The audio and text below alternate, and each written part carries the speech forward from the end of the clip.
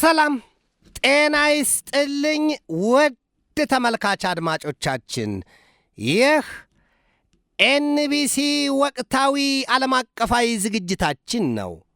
በዛሬው ዝግጅታችን አሜሪካ ሶስተኛዋን የቬኔዙዌላ የነዳጅ ጫኝ መርከብ መያዟ፣ ገና ደግሞ ዩናይትድ ስቴትስ ኦፍ አሜሪካ ትሬታንስ ሚሊተሪ ኢንተርቬንሽን የበላቸው ያገሳታል፣ በላይ በላዩ ያጎርሳታል።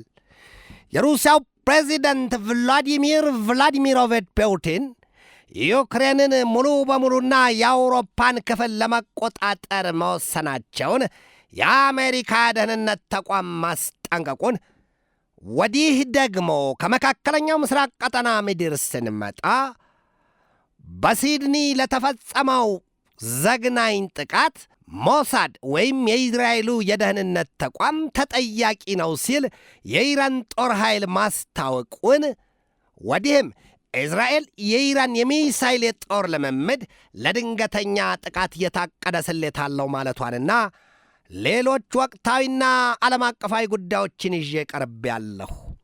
እስከ ዝግጅቱ ፍጻሜ ድረስም አብራችሁኝ ትዘልቁ ዘንድ የአክብሮት ግብዣዬ የአየር ሞገዱን ሁሉ አሳብሮ ከልባችሁ ይድረስ የምላችሁ አዘጋጅቼ የማቀርብላችሁ ትዕግስቱ በቀለ ነኝ። በአሜሪካና በቬኔዙዌላ መካከል ውጥረቱ ክፉኛ መካረሩ ሲገለጥ ይነበባል። እንዴት ነው ጉዳዩ? ቬኔዙዌላ በነዳጅ ዘይት ሀብቷ የናጠጠችና ከሌሎቹ ሀብታም የነዳጅ ዘይት ሀገራት ጋር የምትነጻጸርና የምትጠቀስ ናት ይባልላታል የደቡብ አሜሪካዋ ሀገር ቬኔዙዌላ። ዛሬ ግን በአሜሪካ የነዳጅ ዘይቷን እንዳትሸጥም ከውጭም ሌሎች ነዳጅ ዘይት ሀብቷን የሚጭኑ መርከቦች እንዳይገቡም እንዳይወጡም ተከልክሏል ይባላል። በምንድን ነው ንዝለቅ? አሜሪካ ከቬኔዙዌላ የሚነሱ የምትላቸውን የአደንዛዥ ዕፅ አዘዋዋሪዎች እንቅስቃሴ ለመግታትና ጨርሶ ለማስቆም ስትል ከመስከረም ወር ጀምሮ በ28 ጀልባዎች ላይ ጥቃት ፈጽማ ጀልባዎቹን ዶግ አመድ አድርጋ ከ100 በላይ ሰዎችን መግደሏ ይነገራል። ለምንድን ነው የአእምሮ አደንዛዥ ዕፅ አዘዋዋሪዎች የዚያ መሰል የአሜሪካ የሞት ፍርድ ያገኛቸው ስለምንድን ነው ብሎ መጠየቅ አስፈላጊ ነው።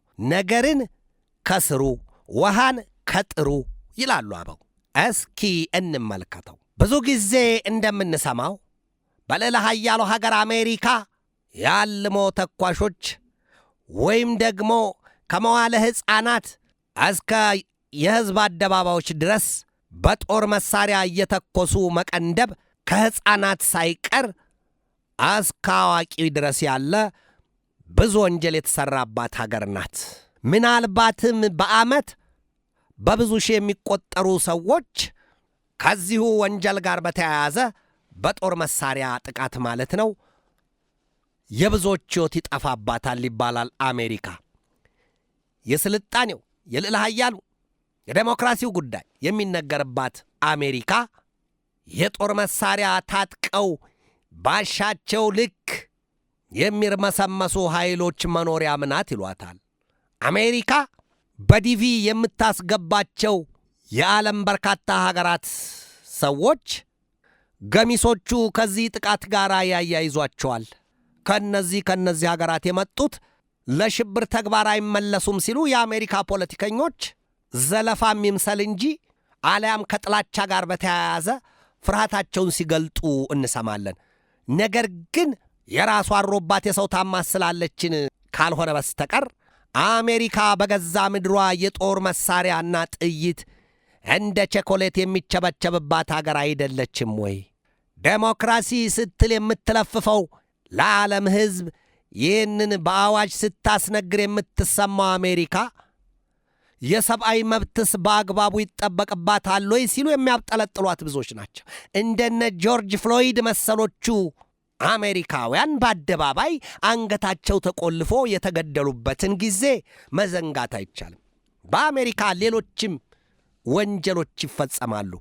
አሜሪካኑ ግን ምን ይላሉ ፖለቲከኞቹ? የለም ይሄ ነገር ከአደንዛዥ እጽ ጋር በተያያዘ ነው። ይህንን የማጉ ሰዎች የአደንዛዥ እጹን ለማለት ነው በተገቢው ያንን የማጉ ሰዎች ወይም አካላት የትኛውንም ወንጀል ለመስራት በጠራራ ፀሐይ መሰማራታቸው የማይቀር ነው ይላሉ።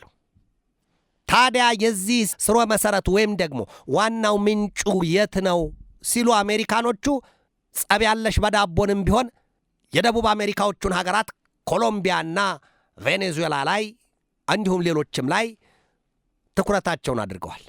አሜሪካ ከቬኔዙዌላ ጋር የከረመ ቂምና ቆርሾ አላት ይሏታል። በተለይም ደግሞ የትራምፕ አስተዳደር በቀደመውም ዘመን ይሁን በአሁኑም ቢሆን ከቬኔዙዌላው ፕሬዚደንት ኒኮላስ ማዱሮ ጋር ብዙ ተመላልሰዋል፣ ብዙ ክፉና ደግ ተነጋግረዋል ይሏቸዋል። የቬኔዙዌላው ፕሬዚደንት ኒኮላስ ማዱሮም ቢሆኑ የግንባር ስጋ ናቸው። ለመናገር ወደ ኋላ አይሉም። አንተስ ብትሆን ሲሉ የሚዘልፏቸው በትራምፕ ላይ የሚሰነዝሩት ቃላት ሰውየው በስልጣን ላይ ከቆየ አሁንም ይህች ባቄላ ካደረች አትቆረጠምም ምን ይሆናል? ስለዚህ ማዱሮ መሰናበት መልቀቅ አለበት የሚል ስሌት ውስጡን የትራምፕና አስተዳደራቸው ባለሥልጣናት መርዝ በጥብጠዋል። እናም ሰፍነጉን አሁን ከማዱሮ አፍ ሊያቀርቡላቸው ነው የሚል መረጃ በወዲያኛው በኩል በማዱሮ ባለሥልጣናት በኩል ይነገራል። ማዱሮ ራሳቸውም ቢሆኑ ትራምፕ ለዚህ አይመለስልኝም፣ ይሄን ጉድ ሊሰራይ ነው፣ ከሥልጣን እኔን ለማስወገድ ነው ሲሉ ቆርጠው ተነስተዋል ይሏቸዋል። ገሚሶቹ ደግሞ የቬኔዙዌላ ባለሥልጣናት የለም አሜሪካኖቹ የነዳጅ ዘይት ሀብታችንን ለመዝረፍ ነው ይህንን አስልተዋል፣ በሶሪያ ያደረጉትን በዚህም ሊደግሙት ነው የሚል አቋማቸውን ያንጸባርቃሉ። ይሄ ሁሉ ምስቅልቅል ቋጠሮ ነው ያለው በቬኔዙዌላና በአሜሪካ መካከል። ለነገሩ ለወትሮውም ቢሆን የደቡብ አሜሪካ ሀገራቱ በተለይ እነዚህ ቬኔዙዌላን መሰሎቹ የአደንዛዥ እጽ በገፍ የሚመረትባቸው ምድሮች ናቸው ይሏቸዋል። ከዚህ ቀደም ብዙዎቹ የአደንዛዥ እጽ አዘዋዋሪዎች ከነዚያ ሀገራት በዚሁ መሰል በባህር ላይ ተጉዘው ወደ አሜሪካ ብዙ የአደንዛዥ እጽ ምርቶችን አስገብተው ብዙ ወንጀል ለመሰራቱ ተጠያቂዎቹ እነሱ ናቸው ሲሉ የሚያሳዩባቸው ብዙዎች ናቸው። ይሄ ነው እንግዲህ አሜሪካ አሁን አምርራለች። በተለይም የትራምፕ አስተዳደር በጣም አምርሯል በቬኔዙዌላ ላይ። እንዴት እነዚያን የአደንዛዥ እጽ አዘዋዋሪዎች ከስር መሠረታቸው ባሉበት ለማስቀረት እናም ከመስከረም ወር ጀምሮ 28 ጀልባዎችን በካሪቢያን ባህር ላይ ብቻ መጥቶ ዶግ አመድ ማድረጉን ይነገራል። በምስራቅ ፓሲፊክ ውቅያኖስም በተመሳሳይ እንደዚህ ነው የአደንዛዥ እጽን ዝውውር ለመመከትና ከስሩ ለማጥፋት የተደረገ ስሌት ነው ይባላል። የቬኔዙዌላ መንግሥት በበኩሉ የለም በዚያ በካሪቢያን ባህር ሲጓዙ የነበሩት ጀልባዎች በአሜሪካ የተመቱትና የጋዩት እንዲሁም ከ100 በላይ ሕይወት የተቀጠፈበት ሁሉም ነገር የአሜሪካ የውሸት ብጥብጥ ነው አይደለም። እነዚያ ጀልባዎች ይሉ መርከቦች ምንም አይነት የአእምሮ አደንዛዥ እጽ አዘዋዋሪዎች አልነበሩም ሲሉ ይሞግታሉ። ታዲያ ምን ይሻላል ሲባል አሜሪካ ይሄም አልበቃኝም ገና ነው ስትል በዓለም ላይ ግዙፏን የጦር አውሮፕላን ጫይ መርከብ ዩኤስኤስ ጀራልድ አር ፎርድን በዚያ በካሪቢያን የውሃ ክልል ላይ ማስፈሯ ተነግሯል። ያቺ ዩኤስኤስ ጀራልድ አር ፎርድ ግዙፏ የዓለማችን የጦር አውሮፕላን ጫይ መርከብ ከ75 እስከ 80 የጦር አውሮፕላኖችን አይነት በአይነት ያላንዳች ማዘያ አንቀልባዝላ በባህር ላይ የደነሰች ተጉዛ እዚያ ደርሳለች። እንዲሁም በጣም በርካታ በመቶ የሚቆጠሩ ሌሎች የጦር መርከቦችንና ፈጣን አጥቂ ጀልባዎችን ወዲህም እጅግ አይነትና መጠነ ብዙ የጦር አውሮፕላኖችን አሜሪካ በዚያ አስጠግታለች ነው የሚባለው። አሜሪካም ትገልጣለች። ስለዚህ ምን ሊሆን ነው ሲባል በቬኔዙዌላ በቀጥታ አሜሪካ የወታደራዊ እርምጃ ወይም የወታደራዊ ጥቃት ትሰነዝራለች ነው የተባለው። እስካሁን ግን የተሰነዘረ ጥቃት ወይም ደግሞ የወታደራዊ እርምጃ እንዲህ ገንፍሎ የወጣ የለም፣ የተነገረ ዜና የለም። አሜሪካ ይሄ ይግረማችሁ ስትል ሰሞኑን ደግሞ ሦስተኛዋን የቬኔዙዌላን የነዳጅ ጫይ መርከብ መያዟ ተነግሯል።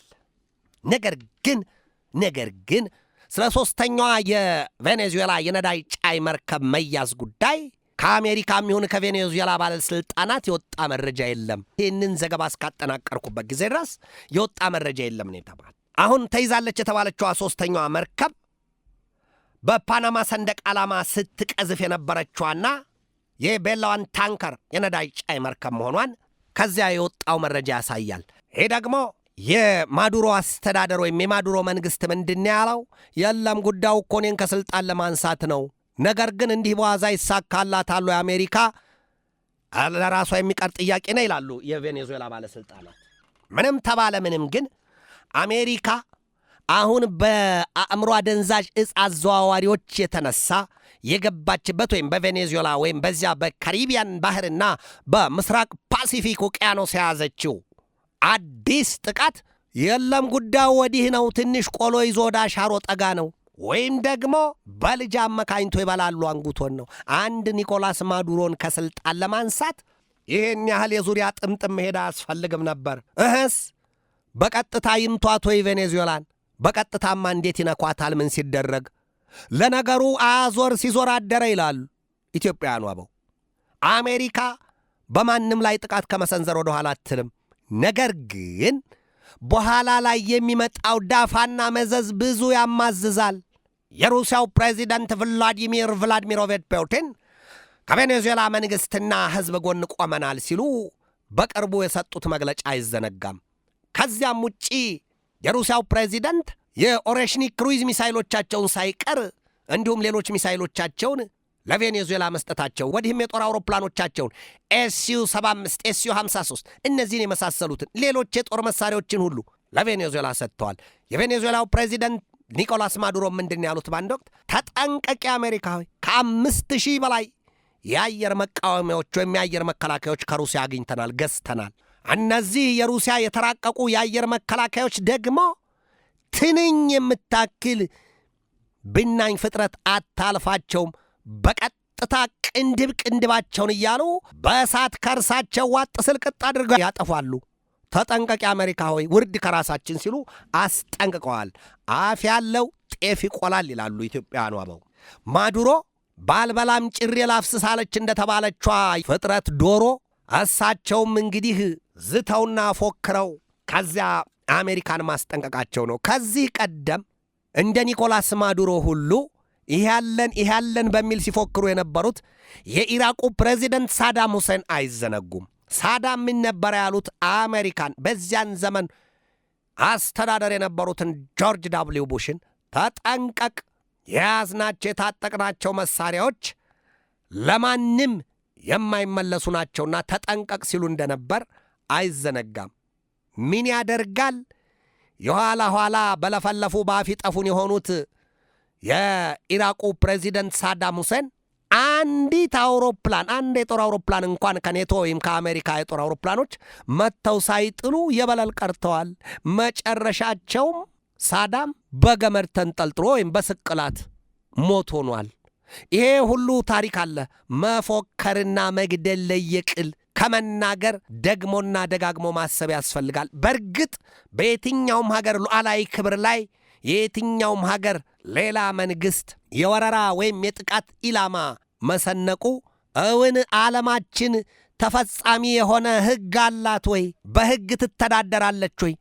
መንግሥታት ባንዳቸው ላይ ለወረራ እንዳይዘጋጁ የሚከለከሉበት ወይም የሚዳኙበት ሕግ አለ ወይ ሲባል ብዙ ጥያቄ ይነሳል።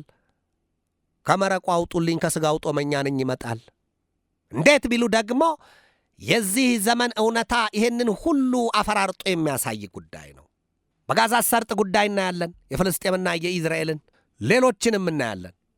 በጣም በርካታ ጉዳዮችን እናያለን። እነዚህን ሁሉ በደንብ ስናስተውል በከፍተኛ ደረጃ የዓለማችን ወይም የምድራችን የመተዳደሪያ ሕግና ደንብ በሁሉም እኩል ይከበራሉ ወይም ደግሞ እኩል ተቀባይነት አለው ወይም የሚፈጸም አስገዳጅና ተፈጻሚ የሆነ ሕግ አለ ለማለት ይቸግራል።